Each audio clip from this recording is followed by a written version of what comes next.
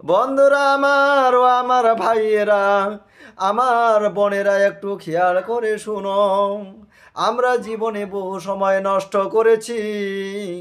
আমরা জন্ম থেকে এখন পর্যন্ত সময় কাজে লাগাতে পারি নাই। এখনো আমাদের সময় আছে।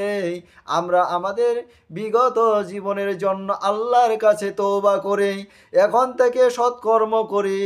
যদি আমরা সৎকর্ম মৃত্যু পর্যন্ত করতে পারি, আল্লাহ রাব্বুল আলামিন আমাদেরকে আখিরাতে তার উত্তম যাজা দিবেন।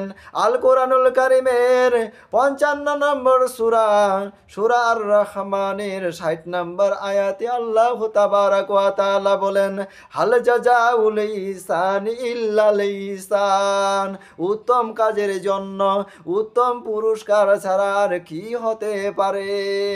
যাদের দুনিয়ার আমল ভালো, আখিরাতে তারা পুরস্কার ও উত্তম বিনিময় লাভ করবে, জাহান্নাম থেকে রক্ষা পাবে, জাহান্নামের শাস্তি থেকে রক্ষা পাবে এবং আল্লাহর করুণা লাভ করবে।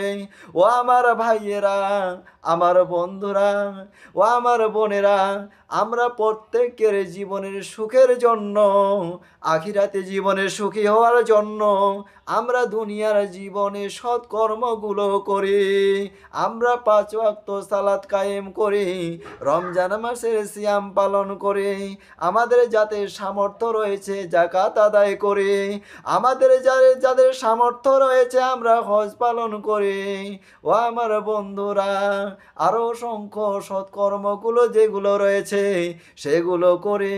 যদি আমরা এই কর্মগুলো করতে পারি তাহলে আমরা আখিরাতে সুখী হতে পারবো।